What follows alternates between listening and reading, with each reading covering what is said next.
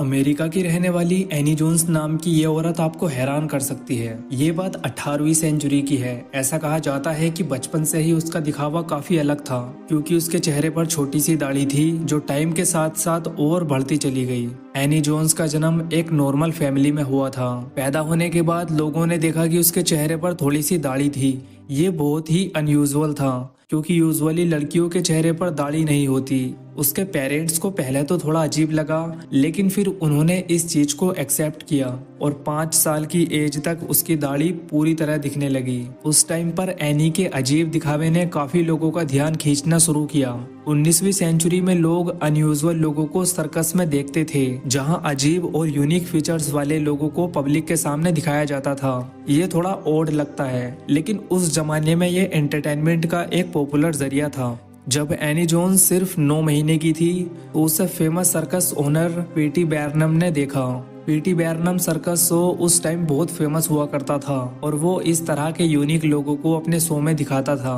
बैरनम ने एनी के पेरेंट्स को कहा कि वो एनी को उसे दे दे ताकि वो सर्कस में उसे दिखाए, जिसके बाद एनी के पेरेंट्स ने डिसाइड किया कि वो एनी को बैरनम के सर्कस के लिए दे देंगे। और कुछ इसी तरह एनी जोन्स का सर्कस वर्ल्ड में करियर स्टार्ट हो गया। एनी सिर्फ एक बच्ची थी। जब उसने बैरनम के सर्कस में काम करना शुरू किया तो उसका नाम बियर्डेड गर्ल रखा गया। लोग दूर दूर से आते सिर्फ उसे देखने के लिए। लोगों को एनी का यूनिक दिखावा इतना पसंद आता कि वो उसमें काफी इंटरेस्ट लेते। जब वो सिर्फ 5 साल की थी तो एक आदमी ने उसे किडनैप कर लिया।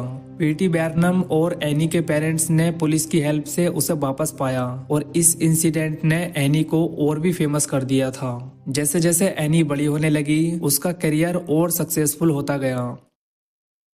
गैस मास्क को तो हम सभी यूजुअली डेंजर और इमरजेंसी सिचुएशन के लिए यूज करते हैं, लेकिन आपको जानकर हैरानी होगी कि 1910 के टाइम पर वर्ल्ड वॉर 1 के दौरान भी इन गैस मास्क का यूज हुआ था। लोगों को गैस अटैक से बचने के लिए गैस मास्क पहनने पड़ते थे। वर्ल्ड वॉर 1 1914 से 1918 के बीच हुई एक बहुत बड़ी जंग थी। इस वॉर में एक नए टाइप का डेंजरस वेपन का यूज किया गया, जिसे केमिकल वेपन्स कहते हैं, और इनमें से सबसे डेंजरस था मस्टर्ड गैस और क्लोरीन गैस, जो दुश्मनों पर छोड़े जाते थे। यह गैस इंसान के लंग्स को डैमेज कर देती थी, जिससे आंखों में जलन होती थी और कई बार इंसान की डेथ भी हो जाती थी। जब यह डेंजरस गैस यूज होने लगी तो सोल्जर्स को अपने आप को बचाने के लिए कुछ प्रोटेक्शन की जरूरत थी। इस वजह से गैस मास्क का इन्वेंशन हुआ। गैस मास्क ऐसे डिवाइस होते थे जो इंसान के नोज और माउथ को कवर करते थे, ताकि वो दूषित हवा या जहरीली गैस ना ले।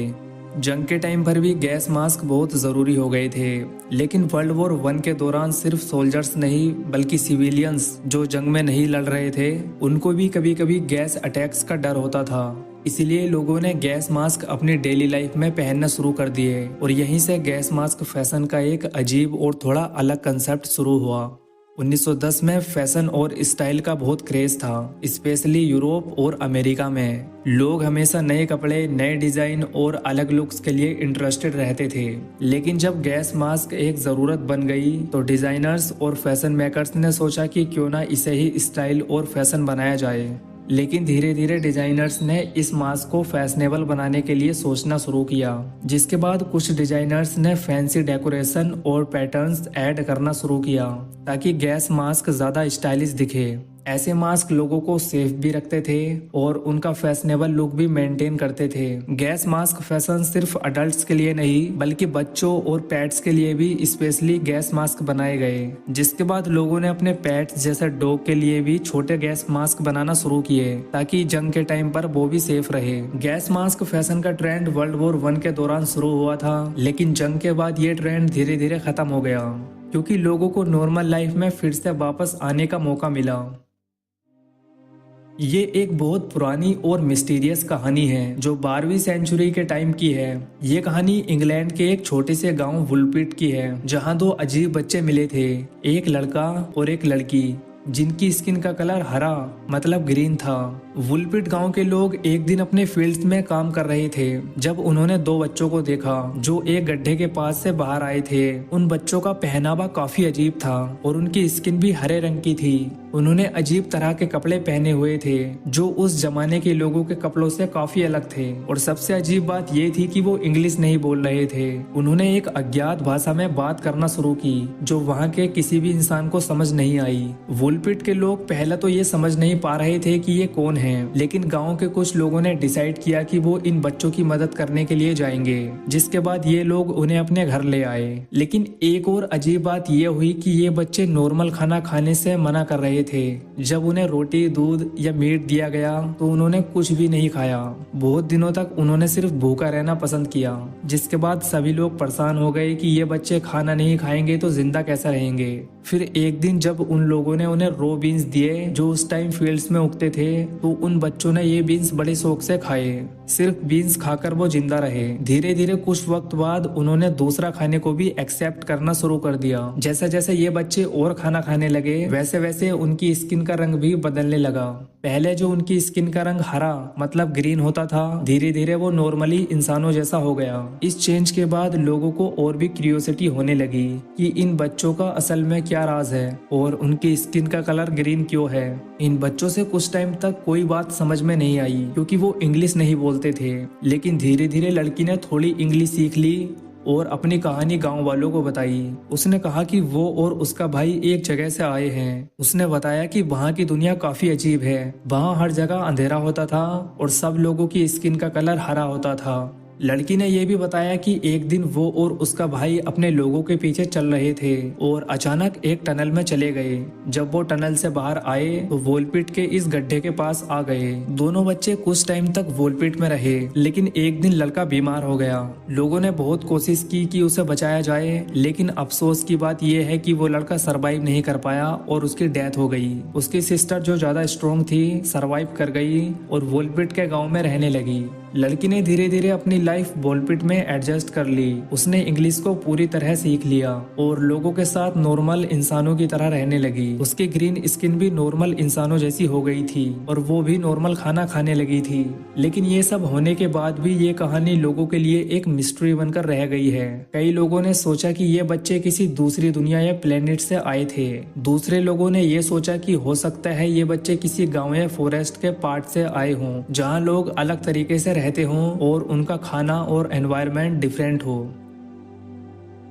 19वीं सेंचुरी के दौरान एक आर्टिस्ट ने एक पेंटिंग बनाई थी जिसमें एक आदमी हंसते हुए दिख रहा है। उस पेंटिंग को लाफिंग मैन के नाम से जाना जाता है। आर्टिस्ट का नाम इतना फेमस नहीं था, लेकिन उसकी ये पेंटिंग लोगों में काफी पॉपुलर होने लगी। अजीब बात ये थी कि जो भी लोग इस पेंटिंग को देखते उन्हें एक स्ट्रेंज और अनकंफर्टेबल फीलिंग होती थी, जैसे पेंटिंग के अंदर कुछ छुपा हो। जब ये पेंटिंग अलग अलग लोगों के पास गई तो सभी ने एक कॉमन बात नोटिस की, जहाँ भी ये पेंटिंग होती थी वहाँ स्ट्रेंज और क्रीपी चीजें होने लगी थी, जैसे कोई उन्हें बुला रहा हो या फिर हंसी की आवाज आई हो।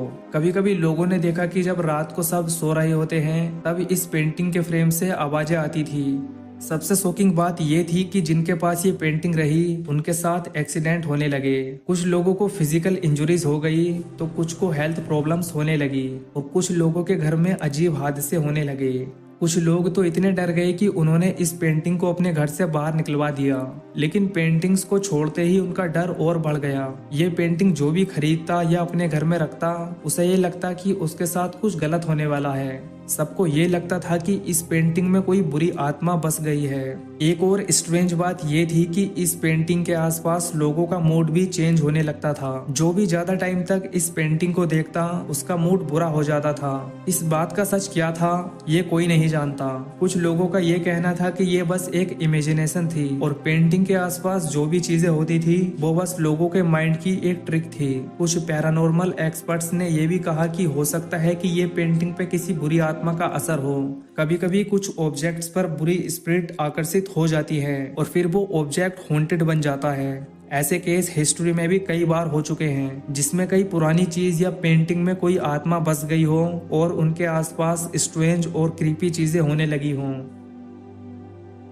क्या तुमने कभी सोचा है कि आसमान से मछलियां बरस सकती हैं? ऐसा लगता है जैसे कोई स्टोरी या मूवीज का सीन हो, लेकिन हिस्ट्री में ऐसे कई इंसिडेंट हो चुके हैं जहां आसमान से फिश यानी मछलियों की बारिश हो चुकी है।